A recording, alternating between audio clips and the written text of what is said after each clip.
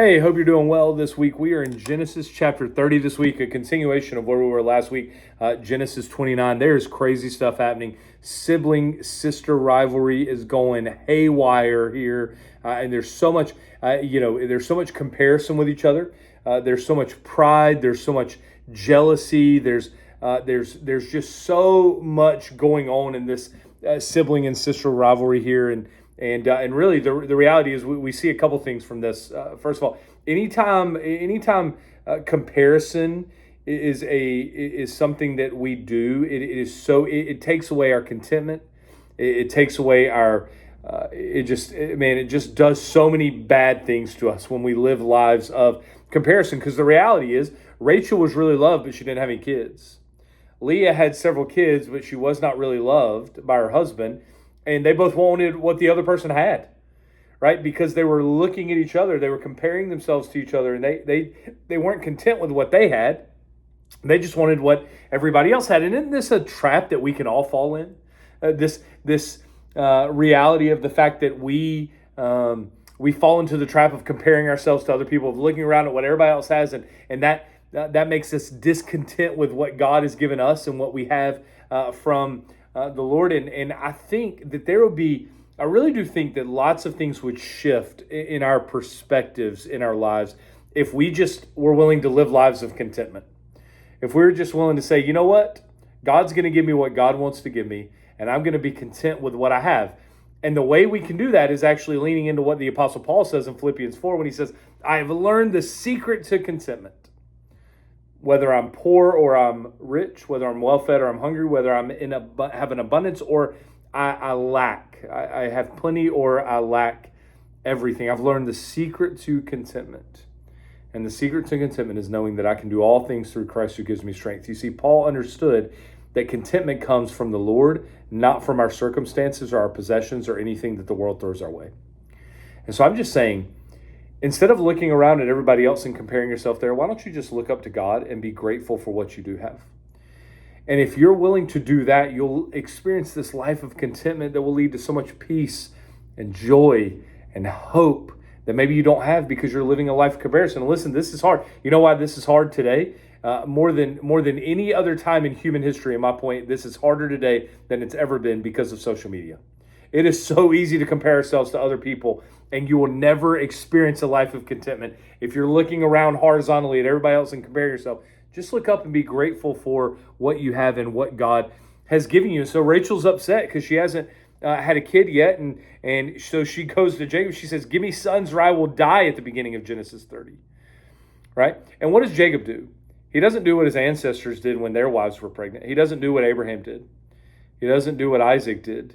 What did they do? They prayed for their wives. That's what Jacob should have done. But what did he do instead? He became angry, it said. And he said, am I in the place of God? He's withheld offspring from you. It wasn't me. Right? He gets angry. Instead of praying for his wife, instead of not being empathetic and sympathetic for her plight, he jumps down her throat in anger and says, hey, I'm not God. Don't blame this on me. Right? Instead, what he should have done is, if he wanted to spiritually lead his household, he should have prayed for her right then and there. And so finally, she says, hey, I've got a solution to this, right? Why don't you, I'm not going to have kids, obviously. And so why don't I just give you my servant? Why don't I give you my maid, which makes this even crazier. So not only do you have sibling and sister rivalry in Genesis 30, you also have them offering up their servants for their husband to sleep with. This is family drama to the max that is happening here.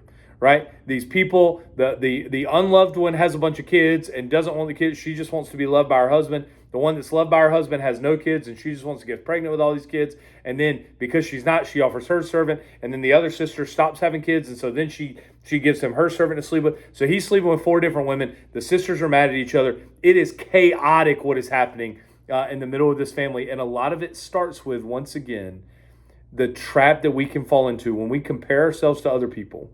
When we look around at what other people have, instead of looking up to God and being grateful for what we have, it can get us into a world of hurt and a world of trouble. And so finally, Rachel's servant has a child, and she celebrates, saying, hey, God's vindicated me, right? You have to realize that, she was experiencing some social angst from this, because people socially thought, oh my gosh, she's barren. She must be sinful. She must have committed some egregious sin. There must be something wrong with her. That's why she can't have kids, right? So socially, she would have struggled. Spiritually, she struggled because in her mind, God didn't favor her because she didn't have any kids. And so, so God really had, by giving her this child through her servant, in her eyes, God had vindicated her socially, spiritually, physically, mentally, emotionally, all of these things, right? And then she really does want to have a child of her own, and so she ends up later, again, she's jealous of her sister, and she asked one of the children that was in this family to give her some mandrakes. It was an aphrodisiac, a fruit that was